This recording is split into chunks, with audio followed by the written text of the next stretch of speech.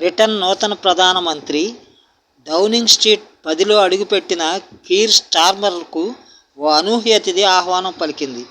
అదే ల్యారీ అనే పిల్లి. డౌనింగ్ స్ట్రీట్లోకి 6గురు ప్రధానమంత్రులు వచ్చినా 13 ఏళ్లుగా ఆ రాజమార్జాలం మాత్రం అక్కడే మకాం వేయడం గమనార్హం. బ్రిటన్ ప్రధానమంత్రి అధికార నివాసమైన నెంబర్ 10 డౌనింగ్ స్ట్రీట్కు పునాదులు గట్టిగా లేకపోవడం, ఎలుకల బెడద వంటి సమస్యలు ఆది నుండి వెంటాడుతున్నాయి.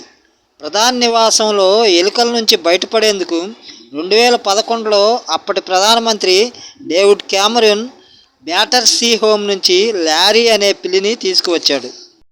అప్పటి నుంచి ఆ మార్జాలం చీఫ్ మౌసర్గా అక్కడే ఉండిపోయింది. మంత్రులు, అధికారులు, మీడియాతో ఆ ప్రాంగణమంతా హడావుడిగా ఉన్నా అది మాత్రం దర్జాగా సంచరిస్తుంది. ల్యారీ కోసం సోషల్ మీడియా ఎక్స్లో ప్రత్యేకంగా ఓ ఖాతా కూడా ఉంది. దానికి 8.43 లక్షల ఫాలోవర్లు ఉండడం గమనార్హం.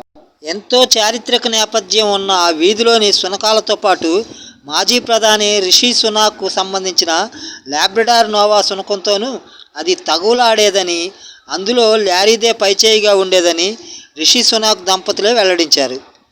ల్యారీ 10 డౌనింగ్ స్ట్రీట్కు వచ్చినప్పటి నుంచి 5గురు ప్రధానమంత్రులు మారడం గమనార్హం. డేవిడ్ క్యామరూన్, థెరిసా మే, బోరిస్ జాన్సన్, లిజ్ ట్రస్తో పాటు రిషి సునాక్ కూడా అధికారం చేపట్టి నిష్క్రమించారు. ల్యారీ మాత్రం అక్కడే ఉంది. తాజాగా తన హయాంలో 6వ ప్రధాని కీర్ స్టార్మర్ను డౌనింగ్ స్ట్రీట్కు ఆహ్వానించింది.